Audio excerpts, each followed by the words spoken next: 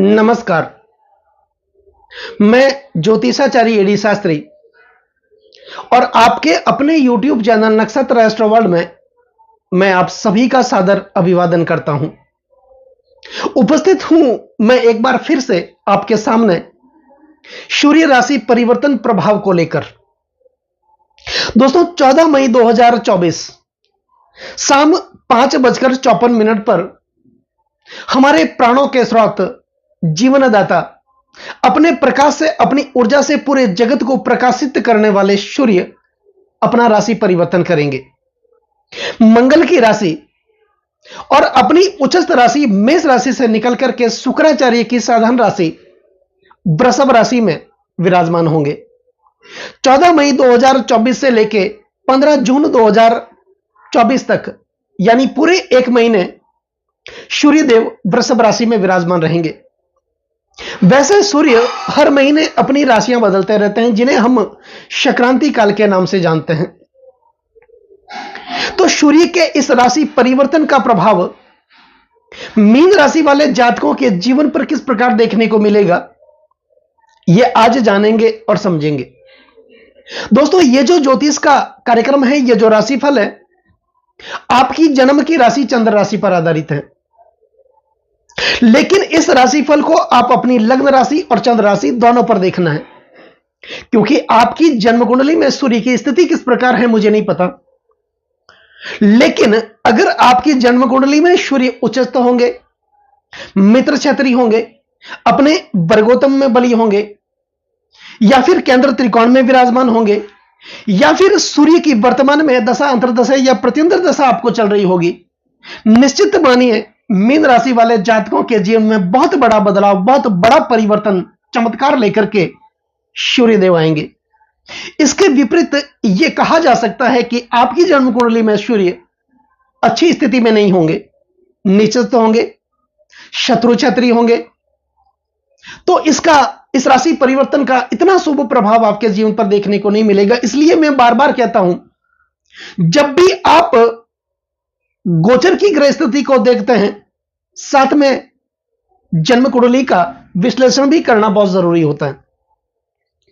तो सूर्य 14 मई 2024 को वृषभ राशि में विराजमान होंगे और मीन राशि वाले जातकों के लिए तीसरे भाव में, त्रिशुराय भाव में विराजमान होंगे। दोस्तों, सूर्य कौन है? सूर्य हमारी आत्मा है, सूर्य हमारी आंतरिक शक्ति है, सूर्य पद है, प्रतिष्ठा है, मान सम्मान है, ऊंची पदवी है, नौकरी है, सम्मान है, शासन है, प्रशासन है। और सूर्य के बिना हम अपने जीवन की कल्पना भी नहीं कर सकते हैं। सभी ग्रहों के पीछे देव लगता है, लेकिन सूर्य भगवान के पीछे नारायण लगता है, सूर्य नारायण, जिन्हें हम अपनी खुली आंखों से हमेशा देखते हैं, उनका प्रत्यक्ष दर्शन हम करते हैं।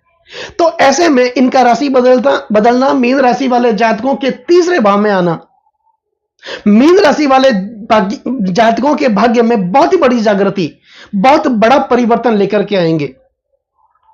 इससे पहले सूर्य अपनी उच्चस्थ राशि मेष राशि में चल रहे थे, आपके धन भाव में चल रहे थे, लेकिन अब तीसरे भाव में, त्रिशुराय भाव में आ जाएंगे। दोस्तों, चंद्रमा से सूर्य जब तीसरे भाव में विराजमान होते हैं, और वैसे भी त्रिशुराय भाव में पाप ग्रहों का रहना अत्यंत शुभ माना जाता है, और सूर्य एक गुरु ग्रह है, सूर्य राजा है। एक राजा अपने ऊपर किसी दूसरे राजा का शासन कभी स्वीकार नहीं करता, इसलिए सूर्य गुरु ग्रह है और उनको पाप ग्रहों की श्रेणी में रखा गया है।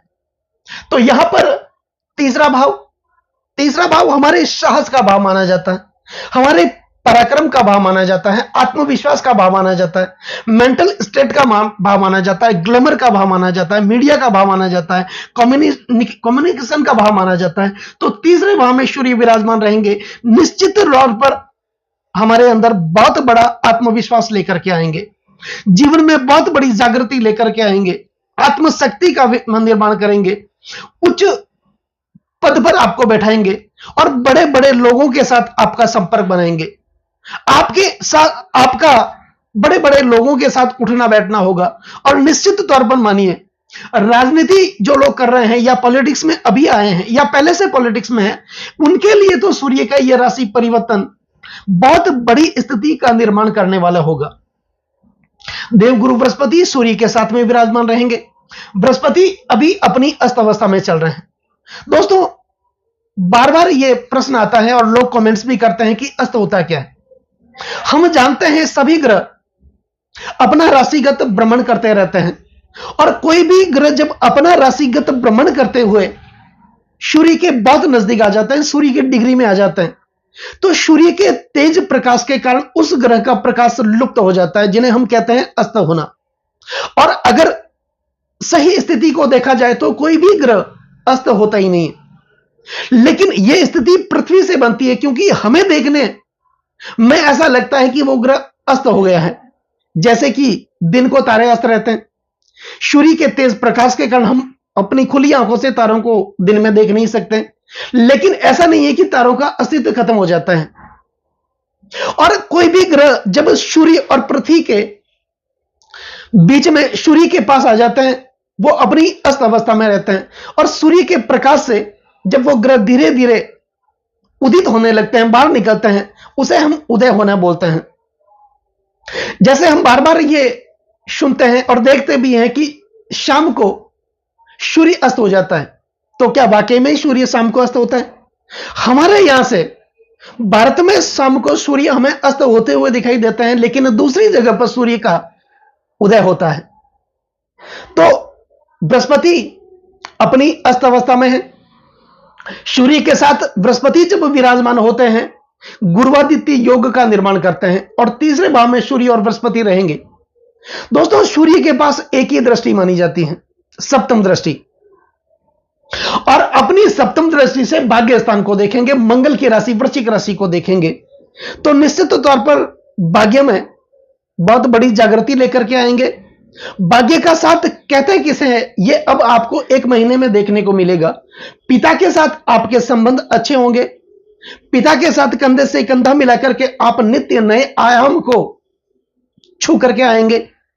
धर्म और आध्यात्म में आपकी रुचि बढ़ेगी, और इस समय में, इस एक महीने में कोई न कोई बड़ा मांगलिक कार्य आपके जीवन में घटित होगा, या फिर आप ऐसे सामाजिक कार्यों में बढ़ चढ़ के हिस्सा लेंगे जिससे आपको मान सम्मान और उच्च पद की प्राप्ति होगी।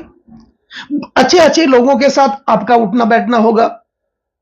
और यकीन मानिए, एक समय जीवन में ऐसा भी आता है कि जिस समय हमारे अंदर एक आत्मबोध की स्थिति पैदा होती है, धर्म के बारे में एक जागृति होती है, ईश्वर के प्रति हमारी आस्था बढ़ती है, समझो जीवन का परिवर्तन वहीं से देखने को मिलता है। तो सूर्य तीसरे भाव में बैठ करके सप्तम भाव से, सप्तम दृष्टि से भाग्य स्थान को देखेंगे, भाग्य में जागृति लेकर के आएंगे। कर्म का साथ मिलेगा। जो कर्म आप निरंतर करते आ रहे थे, उस कर्म का साथ आपको नहीं मिल रहा था। कार्य आप कर रहे थे, लेकिन उस कार्य का यश कोई और ले जा रहा था, उस कार्य का मान सम्मान किसी और को मिल रहा था। लेकिन इस समय में, इस एक महीने में आपके कार्यों का संपूर्ण यश मान सम्मान आपको प्राप्त होगा। भाग्य की जागृति होगी, अपने इष्ट देव के प्रति आपकी श्रद्धा जागृत होगी। कुल मिलाकर के आप अपने जीवन में एक नए आयाम को प्रतिपादित करते हुए नजर आएंगे। दोस्तों, सूर्य आपके छठे भाव के स्वामी हैं और बैठे आपके तीसरे भाव के अंदर।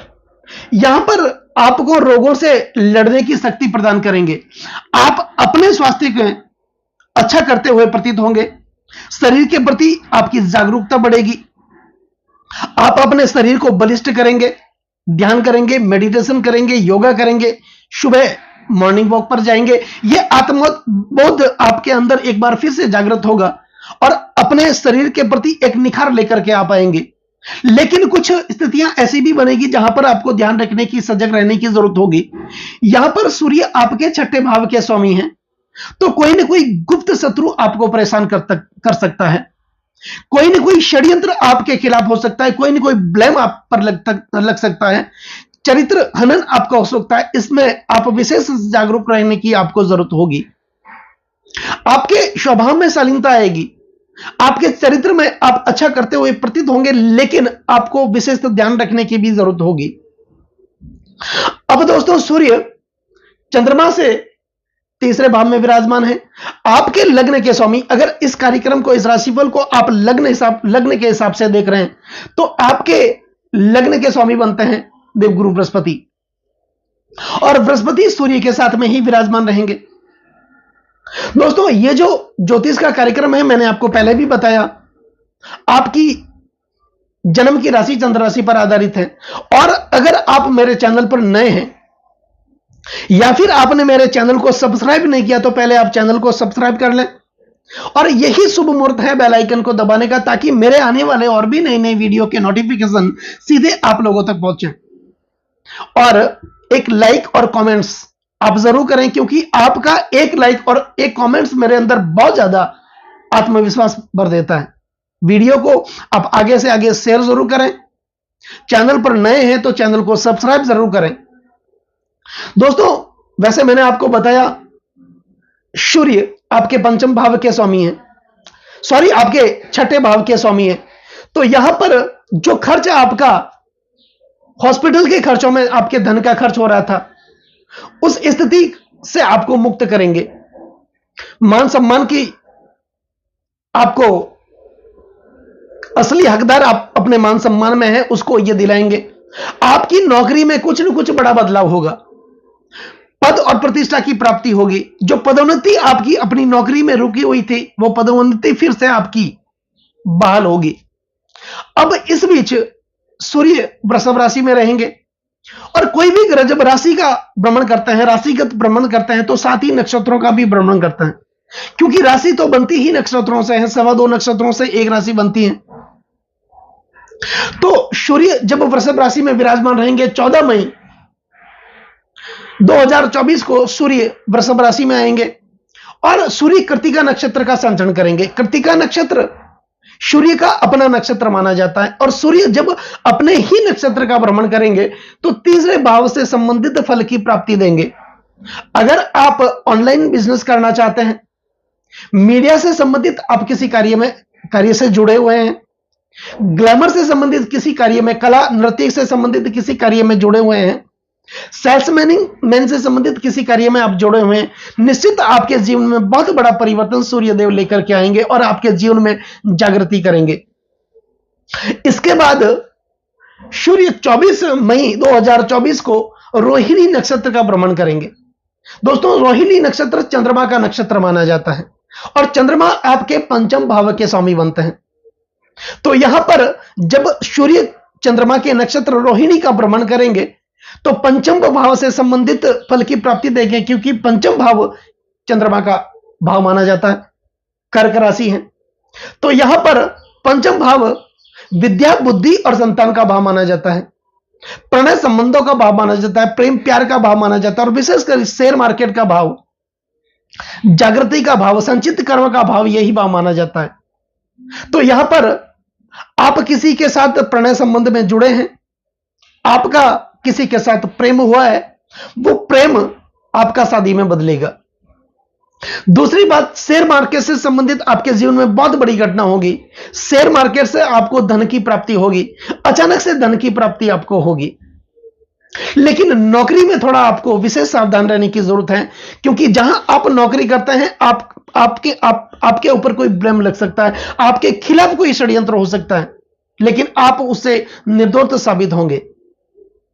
इसके बाद 7 जून को सूर्य मृगशीर नक्षत्र का भ्रमण करेंगे, और यह मंगल का नक्षत्र है, और मंगल आपके भाग्य स्थान के स्वामी हैं। तो निश्चित तौर पर आपके अंदर एक पराक्रम, एक साहस, एक आत्मविश्वास, एक ऊर्जा, नई जोश की प्राप्ति आपको होगी, और आप निरंतर आगे बढ़ेंगे।